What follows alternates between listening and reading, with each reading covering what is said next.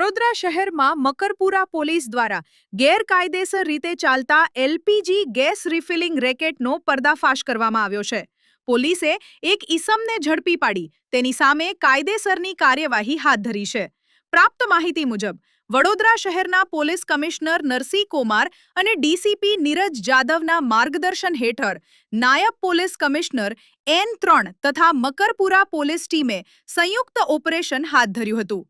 શહેરમાં ઘરેલું ગેસ સિલિન્ડરોનો ગેરકાયદેસર ઉપયોગ થઈ રહ્યો હોવાની બાતમીના આધારે પોલીસે તપાસ શરૂ કરી હતી. તપાસ દરમિયાન મકરપુરા પોલીસને વિશ્વામિત્રી વિસ્તારમાં આવેલી એક દુકાનમાં ગેરરીતે એલપીજી ગેસના સિલિન્ડરોમાંથી નાના સિલિન્ડરમાં રિફિલિંગ થતું હોવાનો પર્દાફાશ થયો હતો.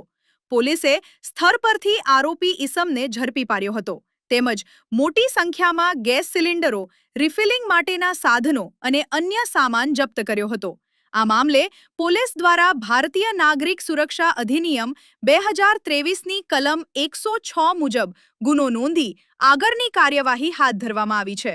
પોલીસે જણાવ્યું છે કે આવી ગેરકાયદેસર પ્રવૃત્તિઓ જનસુરક્ષાને ખતરો ઊભો કરે છે અને આવા તત્વો સામે કડક કાર્યવાહી ચાલુ રહેશે.